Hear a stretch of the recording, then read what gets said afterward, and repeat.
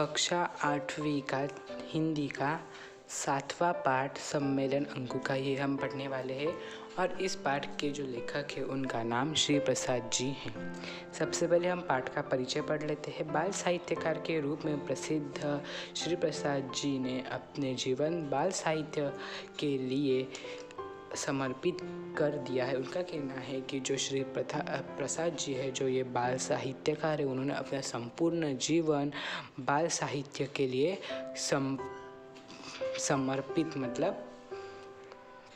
समर्पित मतलब उन्होंने अपना पूरा जीवन ये बाल साहित्य के लिए अर्पण किया है।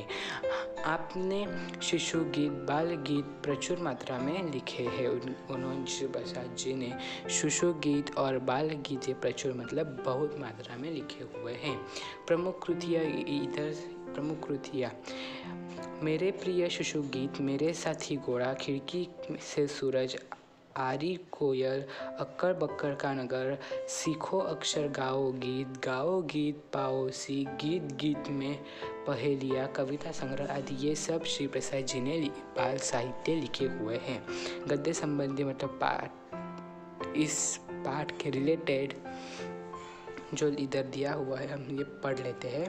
प्रस्तुत एकांकी में लेखक ने बड़े ही रोचक ढंग से यह स्पष्ट किया है कि शरीर के अंगों में से किसी को भी निम्न या उच्च नहीं मानना चाहिए। इस पाठ में उस लेखक ने बड़े ही मनोरंजक तरीके से यह स्पष्ट किया है कि जो हमारे शरीरों के अंग है, किसी को भी निम्न या छोटा, किसी को भी उच्च मतलब बड़ा, किसी को भी छोटा या बड़ा नहीं समझना चाहिए। सभी एक समान ही होते हैं। अंगों का आपसी सहयोग ही महत्वपूर्ण है। उनका कहना है कि अंगों का आपस में आकर काम करना यही महत्वपूर्ण है। निहार्थ है कि जिस तरह सभी अंगों के सामंजस्य से ही शरीर का कार्य अच्छे ढंग से होता है, उसी तरह समाज के सभी वर्गों के सहयोग से ही इसकी उन्नति संभव है। उनका कहना है कि जैसे सभी अंग एक साथ अगर आए तो काम अच्छे से होता है, उसी तरह अगर सभी लोग एकजुट होकर कोई भी काम करे तो वो कभी भी विफल मतलब कभी भी वो काम हमेशा ही पूरा होता है। अब हम पाठ की शुरुआत करते हैं। यहाँ सबसे पहले इस पाठ में उन्होंने पैर, हाथ, कान ये अपने बारे में ही बताते हैं। ऐसे एक एक किरदार इस लेखक ने इस पाठ में लिए गए हैं। पहले जो सूत्रधार कहता है, सुनो सज्जनों सुनो, एक सम्मेलन होगा। ये सभी सज्जनों को बोलता है कि एक सम्मेलन होने वाला है। सम्मेलन का मतलब एग्जीबिशन बोलते हैं हम उसे इंग्लिश में। यह सम्मेलन है शरीर के भिन्न भिन्न अंगों का, हाथ, पैर, मुँह, कान का सम्मेलन बैठोंगों का। उनका कहना है कि ये जो सम्मेलन होने वाला है हमारे शरीर के भिन्न भिन्न अंगों का होने वाला है। इसमें हाथ, पैर, मुँह, नाक, कान ये सब इस सम्मेलन के हिस्से हैं। शरीर के विभिन्न अंग आते हैं। सूत्रधार फिर कहता है इस सम्मेलन में शरीर के सभी अंग आते हैं और सूत्रधार कहता है तो अब सम्मेलन जुटा आए हैं सब अंग, पेट कान के साथ है, पैर आँखें संग। उनका कहना है कि अब ये सम्मेलन जुटा, सभी अंग आए हैं, पेट कान के साथ पैर और आँख भी आए हैं। दर्शकों से सूत्रधार कहता है, दर्शक भाइयों अब आप शांतिपूर्वक शरीर के अंगों का सम्मेलन देखिए। वो सभी दर्शकों को कहता है कि आप शांतिपूर्वक और मन लगाकर जो ये सम्मेलन रखा हुआ है उसे देखिए। अब ये सम्मेलन शुरू होता है। सबसे पहले पैर बोलता है, हम में से किसी एक को सम्मेलन का अध्यक्ष बनना चाहिए।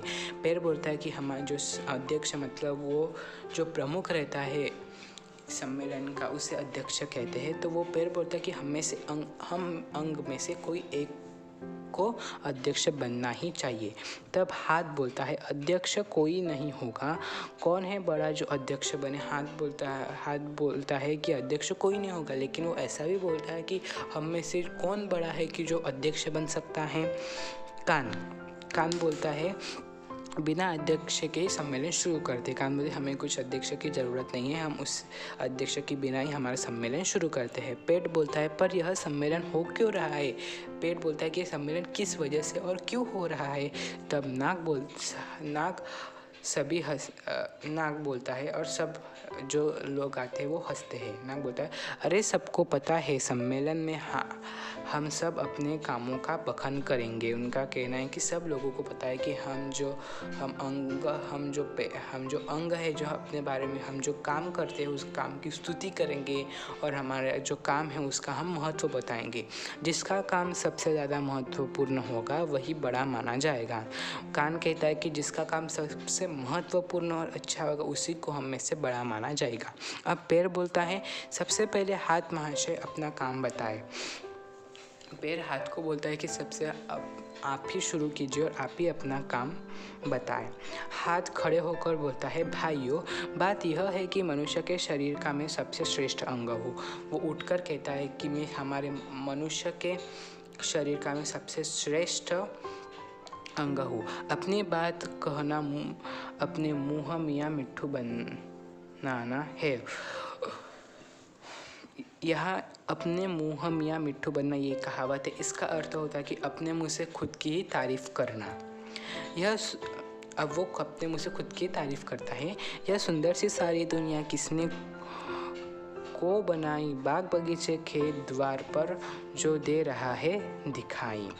पैर बोलता है, सभी जगह आदमी पहुंचता पैरों के ही बल पर। देख गांव शहर देखे है पैरों से ही चलकर। उनका कहना है कि हम सभी जगह आदमी अपने पैरों के बल से जाता है।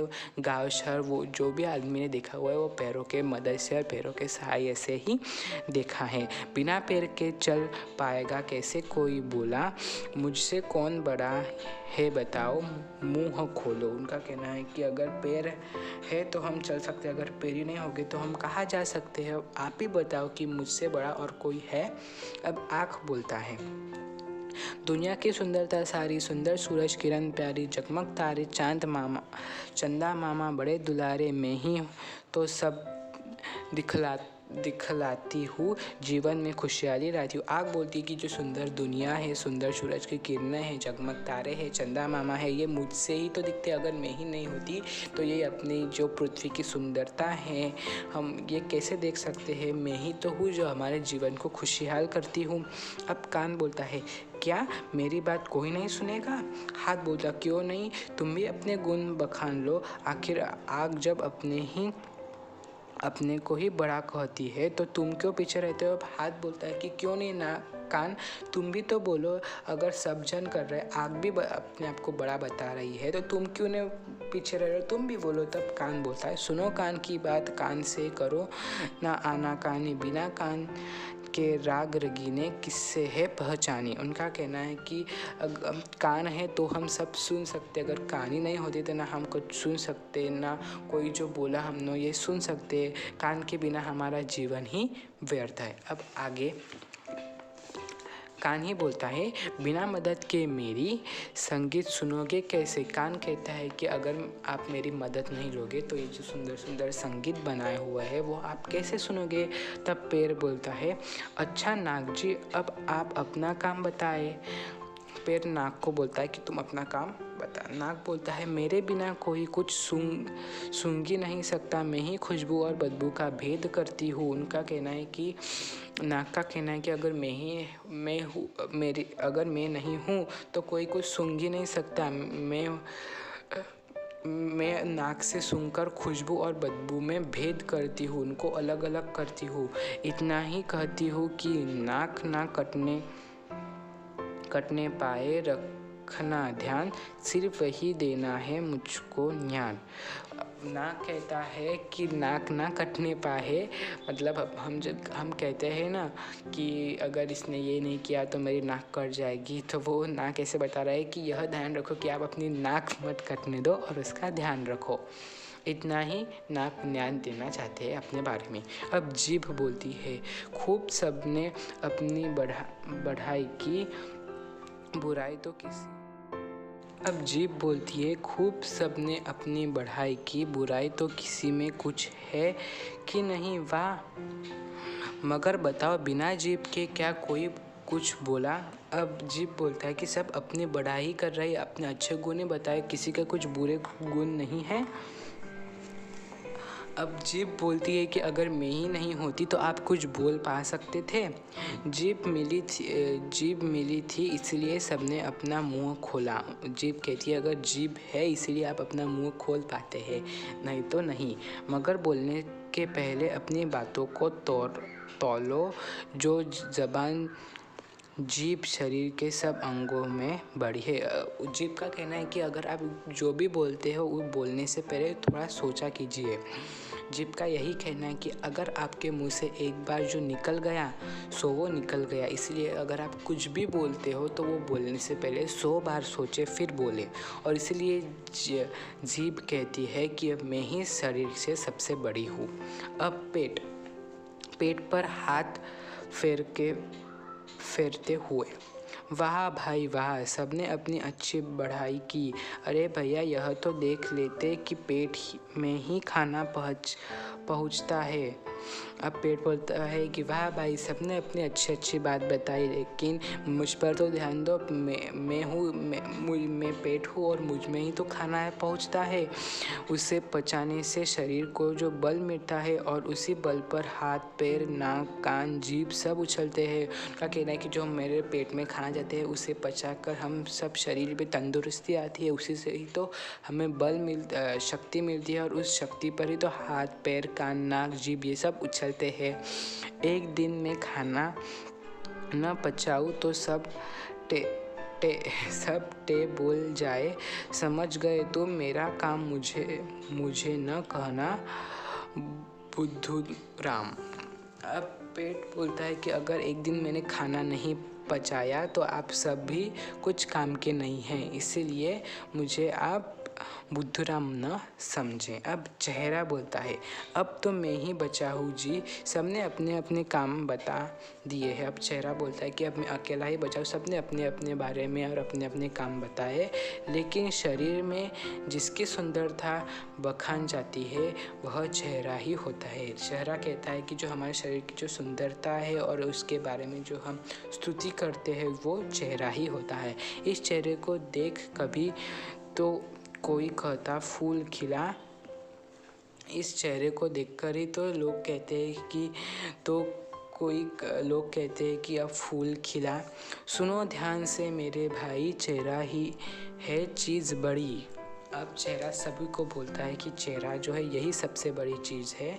चेहरे में ही नाक खड़ी अधिक क्या हूँ, बिना चेहरे के आदमी अधूरा है। चेहरा कहता है चेहरे की वजह से ही तो यहाँ नाक खड़ी है और बिना चेहरे के आदमी खाली अधूरा है। अब नाक कहता है हमने अपने अपने काम तो बता दिए, अपनी बढ़ाई भी कर ली, लेकिन हम सबसे बड़ा कौन ठहरा। अब नाक कहता है हमने अपने बारे में हमारे काम बता दिए, अपने बखान किया, हमारी अपनी स्तुति की, लेकिन हम में सब में से सबसे बड़ा कौन है।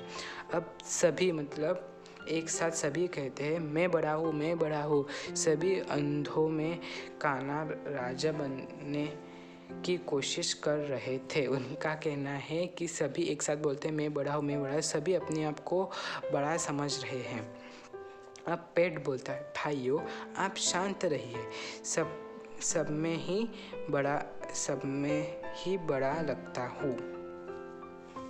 पेट बोलता है कि आप सब चुप रहिए, सबसे बड़ा मैं ही हूँ, मैं ही बड़ा लगता हूँ।